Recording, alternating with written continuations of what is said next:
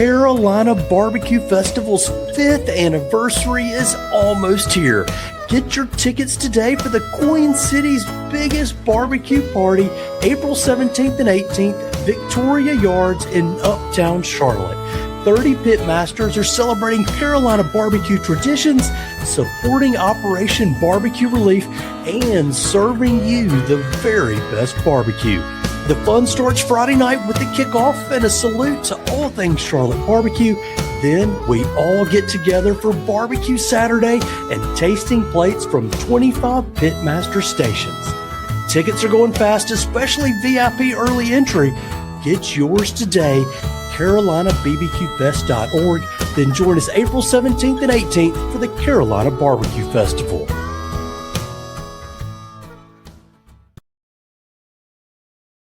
Of course, as part of that kickoff for the festival is Charlotte BBQ Night, as we mentioned, and that's featuring 5 pitmasters in and around the Queen City. Among them, our guest today, Holden Sasser, pitmaster for Union Barbecue, a food truck and catering business you'll find at breweries all around Charlotte and at events around the South. When you hook up with Union, you'll quickly learn why barbecue fans around the region are raving about the unique flavors that Holden has brought to the scene. Holden, welcome to the Low and Slow Barbecue Show. Thanks, Chigger. Appreciate you having me. Yeah, so imagine you sit down at a picnic table full of strangers for a barbecue experience, the one that's in your mind. How do you introduce yourself? Yeah, so Holden Sasser, pitmaster and owner at Union Barbecue, and you pretty much hit it on the head. We're a food truck and caterer here in Charlotte area, but go all around and put on some great events and some great food for folks.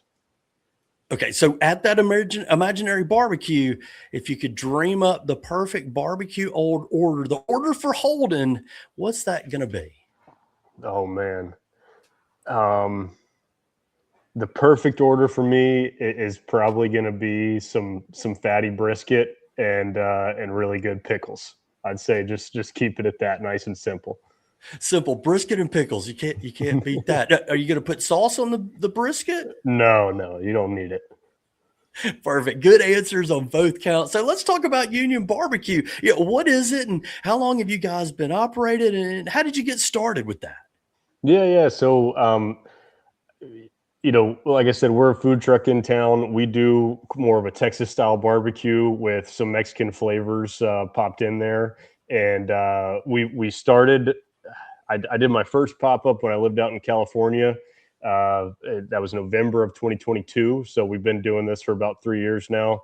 And then in 24 got the in 23 got the food truck and have been doing that for the last, couple of years. And so we do all kinds of brewery and bar events around town.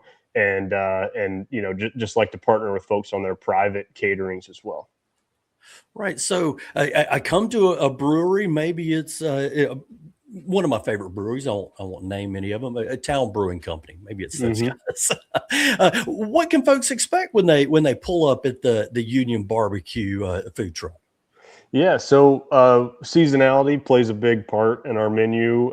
We source from local farms like Garden Window Farm here north of Charlotte and Denton, and let that drive a lot of our side and sauce selections.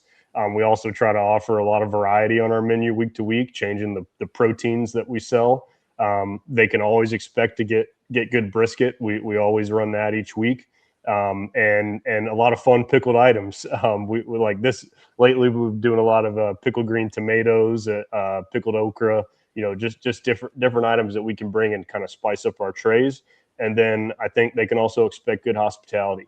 We love to, although we're a food truck, we love to get out of the truck and go visit with folks and make sure they're loving everything. So those are some of the things we do week to week. Hey, how would the catering experience differ from that?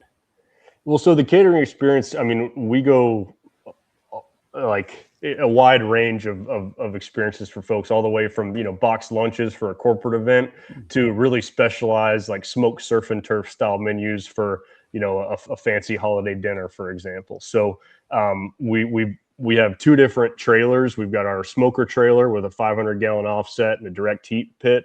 And then we've got our food trailer that we do most of the services off of. So for a lot of the private events, we're pulling the smoker trailer up. We've got the fire running. We're pulling, proteins off the cooker and, doing some kind of live cutting, slicing, finishing, and serving. So that just adds a little extra flair to that and gets highly customizable with what we can do for catered events. Well, so you mentioned the smoker in the trailer and the smoker in the that you pull behind.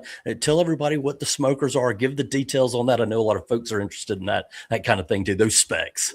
Yeah. So the offset I run is I found this guy on Facebook Marketplace that makes his own pits. It's called Skoda Smokers, SGODA. Okay. And he's kind of a guy that like builds a pit, cooks on it himself for a little bit and sells it, and then builds a new one. So he's not one of the bigger names out there, but I love his work. He does a great job. And that's just a 500-gallon offset. We run hickory in that, and then we've got a little TMG direct heat pit that I've also mounted on that trailer, and so we can do kind of our direct heat items and finishing items on that. And those are the two pits we're running today. Gotcha. So now you spoke a little bit earlier about the Tex-Mex flavor, and I know that's kind of how you guys have become known. How is that barbecue different, from maybe what folks will find elsewhere? And what does Tex-Mex mean really? Yeah. So I'd say it's different just because of the types of kind of flavors, salsas we use, and the different accompaniments with our barbecue. So think side sauce and pickles. I mean, that's where we really let that influence come in. And it's a flavor profile that I've always loved since I was little and been enamored with, and spent a lot of time in Mexico in particular to just learn more about and think about how we can incorporate that into a more Texas barbecue style menu. And so we use a lot of different types of chilies in our salsas. And I think that spice is maybe a little different than some folks are used to around here. And we always have something that brings a little kick to it on the menu. So yeah, those are a few ways we're bringing it. I got you. What do you feel like the crowd's favorite is? I know you mentioned the brisket, and I see a lot of that. Is that the top seller, or is there something else that's a dark horse? Brisket's definitely what we sell out of first, most weeks. And that's the more popular protein. One of our more popular sides is called the smoky sweet potato. That's an open face baked sweet potato with a smoked Mexican crema, pepitas, sunflower seeds, and a little tahini. And I love sweet potatoes, and I think that set is unique for a sweet potato. It's not just your typical, cinnamon, sugar, and butter, and kind of bring some fun flavors to it. So that's another popular one for sure. I got you. So you guys have been in the trailer and the catering business here for a couple of years along the way. Any plans for brick and mortar? Is that the next step for you guys? Or you good where you're at? Yeah, we're always open to hearing about brick and mortar opportunities and see what's out there. I think it could be a possibility one day. But I think first and foremost, we do like the asset light footprint of the trailer and how mobile we can be. It all has its pros and cons at the end of the day, but we see a really good opportunity to continue to scale with the current footprint we have. But if there are really good brick and mortar opportunities that come up, we'll always take a look. So it's keeping open to those things. But our ideal state, I think, would be if we could be open, a couple days a week to the public and make sure those are really strong sellout days. And then the rest of our schedule is filled with caterings and private events that are guaranteed. It helps this barbecue business model really work and succeed. And the demand planning side of things being a lot easier, just knowing what to expect. So that's kind of whether we do that with the food truck footprint or with a brick and mortar footprint, it can be done both ways. Gotcha. And that's some interesting, you've revealed some details about the knowledge of the barbecue business that we'll talk a little bit more about here when we get into your backstory here. First, I want to ask you're hitting the breweries around Charlotte. I see you catering in places. How far out are you going? I know you've got something coming up in New Orleans soon. Yeah. I mean, we'll really go anywhere. If someone wants to have us travel, out of state, that's just fine. I've pulled my smoker trailer down in New Orleans, like you mentioned, for Hogs for the Cause. We do that event annually with the Maison Masters of Barbecue team. It's an annual charity event raising money for childhood cancer, and they're doing a lot of great work down there. So that's just an event we do for fun and to be involved in such a great cause. Yeah. But we will travel all over for clients and work as well. Currently, the farthest out we've gone for private events is places like Asheville for weddings. So we've got a couple of those this year and have done a couple of those in the past, but yeah, you can really catch us anywhere. It's a good part of the mobile business. Right. And on Instagram, I follow you guys there, and you do a nice job of keeping the schedule up to date, so I know where to find you. I try to include that over in the newsletter. You've got the special events coming up too. And we'll get more into the business piece of it. But first, Holden, you've got to tell me about Big DEBORAH. Yeah, Big DEBORAH is a really popular one. That's one of our dessert items that we have on the truck. I will give a shout out to Chase Young, who helped pioneer that offering on the truck. He was kind of my first full-time employee that came on with the team, and now is doing a great job as a CDC up at Regina's West Side in Asheville. So he's moved on to a really great opportunity. But yeah, he helped us pioneer that Big DEBORAH, and it's like a Little Debbie oatmeal cream pie on steroids. So it's the size of your head.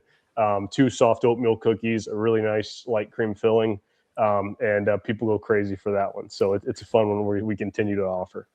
Can't wait to try one myself. I would like to have one for breakfast. I enjoy an oatmeal cream pie for breakfast, like the goats of the world do. So let's talk about that business background, Holden. I've studied up a little bit about you. I know that you kind of come from a line of restaurant business folks and Burke Hospitality Group. Your dad, obviously the owner there, Mimosa Grill and Taco Molino, some familiar names around Charlotte. And what I read, again, he warned you against going into the restaurant business, having the knowledge that he has. He says, you don't want that.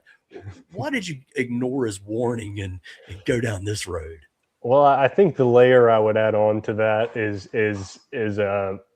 you have to really be you have to want this for more than the money or other things than that to be kind of to be able to succeed in this space, because as a lot of people know in the space, it's a big time commitment, and especially doing barbecue, you're working long hours, and there's a lot of prep leading up to those events, and so you have to be in it for the right reasons. And I think my dad was able to instill that in me from early age. You got to love this stuff to do it, and to be crazy enough to do it. And so yeah, I felt that it was an opportunity for me that I was really excited about.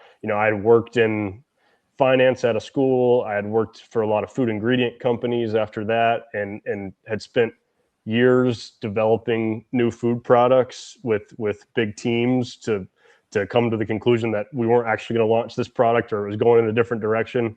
And I was just getting a little fed up with those kind of timelines, and just wanted to be able to make something and serve it the next day. And it was a lot more rewarding space for me, and has continued to be since I started 3 years ago. Yeah, interesting perspective. And a lot of guys kind of come from that world and get into the restaurant, particularly the barbecue business. So how did you get towards the barbecue avenue, and why the meat smoking? Why'd you go there? Yeah, so I grew up working in family restaurants, and also worked with my uncle at the farmers market. He's got a hog and cattle farm in Western North Carolina. And so we would do some barbecue events when I was much younger, and then I would throw some barbecue events in college. Did an annual event there, raising money for No Kid Hungry, where we would get whole hog pitmasters out. So whether it was cooking with my uncle or dad, or cooking at these different events I was doing, it was always just something that was close to home, and I really enjoyed the people, the process, and how much fun it was at the end of a 14-hour cook shift to see people's reactions on their face, and it that got me excited about the barbecue space. And I just think, especially in Charlotte, there's a lot of great barbecue here, but I just felt there was with this area and how fast it's growing, there's room for more people in the area. So was excited about this market too. How often do you turn to your dad or your uncle for questions about business now that you're out there in it? Oh, all the time. Yeah. They're great advisors and can help me work through things from all angles, whether it's, execution and consistency on the menu or just more operational financial items that are just helpful to have sounding boards and people have been doing it for a long time to give good input. So it's been extremely helpful. Any other inspiration or guidance people that you rely on? I mean, inspirations for sure. I mean, they're all over here locally. On the barbecue side, I love to what guys like Robbie at City Limits and Garen at John G's are doing. And their inspirations in that they both started in food trucks as well and have been able to grow their business to where it is today. So, love those guys have helped me in different ways in just answering questions and being just good dudes and then also get inspiration from other people in the food truck space like Kimberly Bazan, who does El Veneno. That's a food truck that we work with a lot, and I think she brings a lot of fun and creativity to her menu, and we love to kind of riff off each other and share ideas and kind of keep pushing each other. So that's another great one. A couple of times during the course of our conversation, you've mentioned charitable causes that you've been partnered with to help support from those college days to, again, something coming up here just next month. How does the charitable piece fit into it for you? Well, I mean, I look at those as kind of like, an avenue for us to give back, number one, but also an avenue to have kind of a little barbecue vacation where we can support a great cause and join with efforts that we care about, but use the skills we've developed in the business and be able to offer something that gets people really excited about raising money for something that helps people at the end of the day. So I've been involved with No Kid Hungry and what's now the Carolina Hunger Initiative for over 12 years with a fundraiser we started there at UNC. And I just came back from that last week. We do an annual event there at Chapel Hill. And I've been lucky that there's a class there that's taken it over and continues to put that event on year after year. And now I get invited back as the one to cook for it. So that's super rewarding. And we're able to raise money for childhood hunger here in our state. And then on the, side, going down for Hogs for the Cause, that's a barbecue event and competition that, pitmasters drive from all over the country to participate in. There's over 90 teams that throw down at that event and a lot of great live music and it's just an overall fun time. And the kind of impactful work they're doing, makes it all worth it at the end of the day, the travel, the cooking, to see what they can do for families that are going through, dealing with their child having cancer and supporting them in ways that make a huge difference through that process. So, just fun causes we care about and that we can make a difference and, let our skills do a little more than try to just make some money on the weekends. Yeah. And this weekend, or actually April 17th and 18th, or this coming festival, Carolina BBQ Festival supports the Barbecue for a Cause and Operation Barbecue Relief and the things that they support. And as we continue talking with Holden about upcoming Charlotte BBQ Night, I want to remind everybody you've still got time to get tickets. Do that at CarolinaBBQFest.org. It's all going down in Uptown Charlotte's Victoria Yards, April 17th and 18th. First, kickoff Friday with Holden and Pitmasters from Max Speed Shop, Midwood Smokehouse, Improper Pig, and Barbecue King from Lincolnton. They'll all be there. Then Barbecue Saturday features more than 25 pitmasters from across the Carolinas, Georgia, Virginia, Tennessee. VIP tickets will get you in the door an hour early at 11 a.m. You'll also get access to the VIP area with oysters and champagne, as well as a $10 voucher for merchandise. Get those VIP tickets today. And hey, listen up, families. If you got small kids, children under 6, they get in for free. Buy tickets while they last, CarolinaBBQFest.org, or you can now buy tickets at our website, lowslowbbqshow.com. Click on the drop down, go to the shop, buy the tickets, use promo code LOWSLOW for a discount. Then join us Friday night and Saturday in Uptown Charlotte for the best barbecue bites that you'll find around from people like Holden Sasser at Union Barbecue. So Holden, with that kind of in mind, where do you feel like the Charlotte barbecue scene, if you think about that, where do food trucks fit into that? Because we got a lot of brick and mortar guys. Holden, obviously building a name for yourself. Where do the food trucks fit in? Yeah, I mean, I think the food trucks bring, a room for growth and new entrants in the space. I mean, there's the cost of real estate in Charlotte is increasing every year, and it's harder and harder for operators to get in the business. The cost of entry is getting higher, and so I think food trucks allow a space where people can come in and be creative and have that lower cost of entry and show off, what they've learned over the years and their new style or approach to barbecue. So I think we're going to continue to see more operators like that in Charlotte doing a good job and doing something unique. So as you look out at the same, both in the food truck space and the barbecue space, I know you're all the pit masters. A lot of you guys are friends with one another, and you say it's not competitive, you're cordial, but the food business, you got to have customers to survive. So how competitive do you feel like it is to go into the Charlotte market with a food truck and a barbecue food truck at that? Yeah, I feel like it is a competitive space. And I mean, every time you're in Charlotte, there's hundreds of other places someone could choose to dine out that night. So you've got to have a good enough hook to get them to choose you.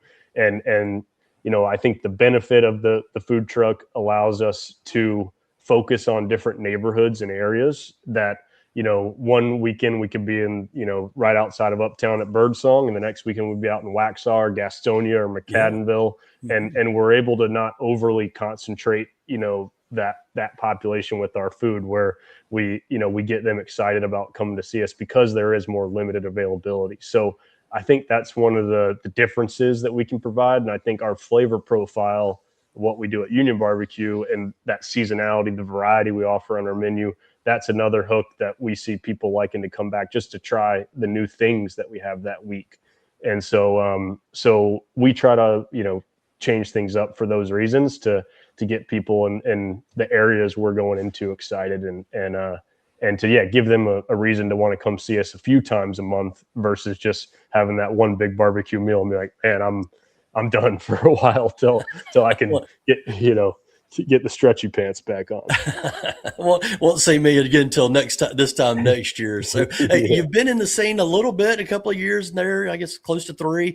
How do you feel like the Charlotte barbecue scene has changed since you guys got started? I mean, for one, it's gotten more expensive. Everything's more expensive around town. But I think other than just cost of operations and trying to make it work, I think we're continuing to see more and more people get excited about Charlotte barbecue, and so I wouldn't say a lot of the players in this space have changed, or anything like that. It's just we're seeing more and more people rally around the different options and variety of barbecue that Charlotte's offering. While we're still talking about the business piece of it, what do you feel like the biggest challenge has been to you guys as you've gotten a food truck and a catering business started? Yeah, I mean, it's all about forecasting. It's the food truck in winters and when bad weather and in unforeseen circumstances that one day there's a marathon going on in town, and all of a sudden you can't get to where you need to go because all the roads are blocked. You have to plan for every little thing. And as barbecue folks know, we're not someone that just shows up and cooks on site. We've got to prepare days and days in advance. So, we set our orders at the beginning of the week. And if, the whole weather outlook has changed by Friday, we're kind of stuck with the product that we've started prepping and making and just trying to get that inventory and par levels right. So we sell out, but not too early. We keep everyone happy. It's a constant challenge. And especially while you're trying to grow and and not lose money. So I'd say it's just that inventory and forecasting that's the biggest challenge. As you kind of do that forecasting and combine that with a menu that changes with seasonality, and you offer something special all along, you got anything cooking up in your mind right now, Holden, as you look towards the summer? Anything you're thinking about trying, new experiments to put onto the menu that maybe people ought to be looking out for? Yeah, well, we we'll see if people get excited about this one, but we do a lot with Peculiar Pig Farm out of Dorchester, South Carolina, outside of Charleston. They've got a really nice heritage whole hog program there, so we're actually getting in some pig heads this week and going to try to do some head cheese and some different items with those that might be a fun new offering. But that's something I'm kind of going to work on R&D in the background. And it's funny you ask, because those are getting delivered later today. And we're going to start working with those and see how we can just better utilize the whole hog, and especially help, a producer that we love have offshoots and for products like that are less in demand. So that's one. I mean, the cheek is the best part on the pig, in my opinion. And so, if we can find some cool ways to use that whole head and cook that down, make some different kind of pâtés or head cheese there, it could be really special. So we're working on that one. We'll see if we can get that on the menu one day. And around the part of North Carolina where we live, or Cleveland County, and I think Lincoln, Burke, Catawba County, liver mush is a big thing. So it may be a little bit of an acquired taste, but some interesting experiments. We'll definitely look out for those on the menu at Union Barbecue. Holden, as we kind of wrap up here, let's talk about the Carolina BBQ Festival. How did you guys get involved with that? Yeah, so I mean, we were just really excited when Lewis Donald he gave me a call. It was probably 6-9 months ago at this point, and just I had been watching what was going on with this festival for a while leading up to this, and so thankfully we were just on the radar, and he gave us a ring and invited us out for the Friday night, and so we're just really excited to be a part of such a great event and get to be next to some of the great local pit masters from all around the Carolinas. So just happy to make that connection through Lewis. Have you been thinking about what you might be serving up for the barbecue fest? Yeah. So we're going to be doing a sliced brisket set and a house-made brisket sausage link. I haven't talked much about our sausage program, but we do a lot of variety of different brisket sausage links on the truck to use some of that trim that we get each week when we cook so many briskets. And so this for Carolina Barbecue Fest, we'll be doing our house-made brisket chorizo cheddar link. We'll be serving that with a little salsa verde and pickled onion.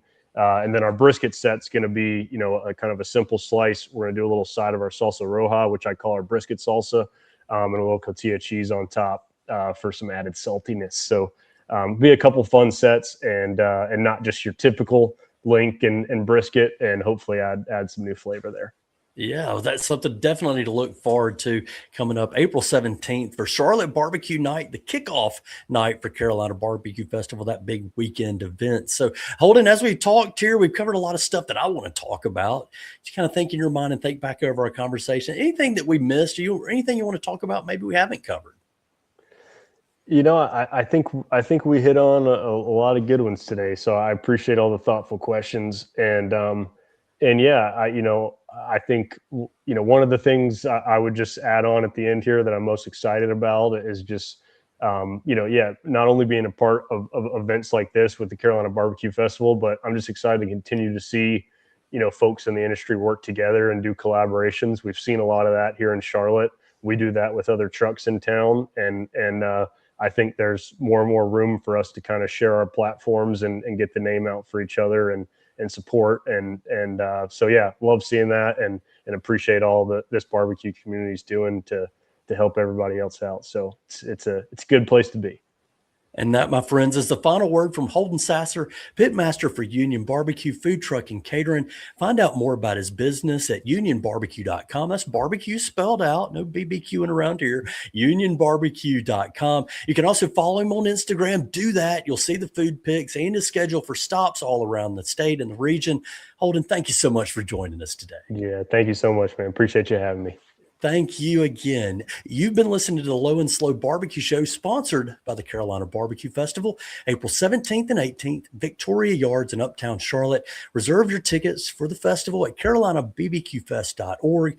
Be sure and use promo code Low and Slow for a discount. To our audience, thank you for listening to the Low and Slow Barbecue Show. If you like what you hear, share our podcast with your food-loving friends, and please give us a 5-star rating on your favorite stream. You can visit lowslowbbqshow.com. That's where you can subscribe to this podcast. It's also where you'll find other podcast interviews with pitmasters, chefs that are all participating in the Carolina Barbecue Festival. We've got a lot of other interviews with smoke tenders from all across the South. You'll also find our blog where there's BBQ news, festival, and event details.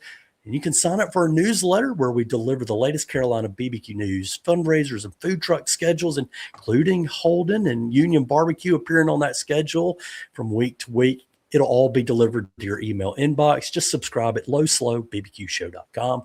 And don't forget, you can find pictures and videos from all the big barbecue events exclusively on our Instagram page. Find Low and Slow Barbecue Show for reels from the barbecue brunch just a few weeks ago. But be warned, all the barbecue eye candy will create a strong desire to buy those barbecue festival tickets today. The Low and Slow Barbecue Show is proud to be part of the Mesh.tv network of podcasts. That's where Andrew Moose makes sure our interviews get delivered to your ears and eyeballs, both here and on our YouTube channel. So for the Low and Slow Barbecue Show, I'm Chigger Willard, reminding you that for the best barbecue and the best barbecue podcast, make it low and slow.